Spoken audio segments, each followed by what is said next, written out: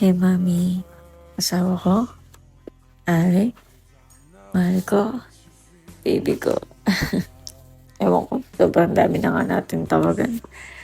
Pero, sorry pero di na ako gagawa ng LSM ngayon. Ang gusto ko talaga kasi sabihin to sa'yo ng personal. Kaso nga, di ba, nasa malayo ako. So, alam ko kahit itong video na to na may voice over ko, bago, pero alam kong kulang to. Kasi, alam ko naman kung ano talaga yung gusto mo eh. Pero hindi ko maibigay. Kasi nasa malayo ako.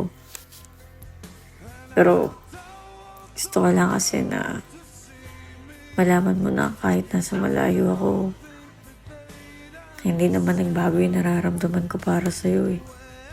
Alam mo, bukod dito sa sabi ko ng gusto kong sabihin sa'yo dito, gusto ko na rin marinig ng ibang tao, kaya ipopost ko to dito.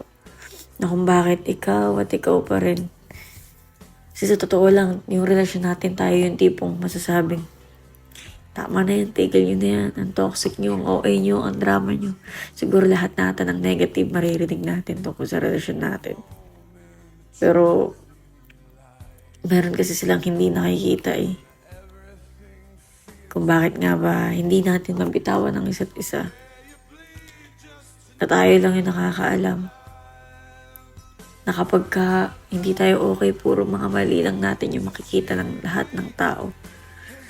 Hindi ko masabi na kasalanan natin. Dahil pinakita rin kasi natin eh. Minsan di naman natin sinasadya na i-express yung mga saloobin natin. At minsan di natin maiwasan na halata na sa pagkatao natin kung ano nangyayari sa buhay natin. Pero alam mo, isa lang yung napatunayan ko eh. Sa kahit anong hirap, sa kahit anong gulo ng relasyon natin, sa kahit hindi tayo magkaintindihan talaga, sa isang bagay nagkakasundo tayo, ang pagiging magulang. Kaya nga, natatakot ako lalo na tuluyan tayo magkahiwalay dahil merong isang tao na palaging binipili na mahalin tayo at mahalin natin siya. Na mabuo yung family natin. Kaya, mami, ayoko na mag-promise. Sa pagkakataong to, alam ko, bagong pagsubok na naman to na magkalayo tayo. Pero sana, dito lang din makita mo kung gaano kita kamahal. Kasi wala nang salita ang makapagsasabi kung gaano kita kamahal.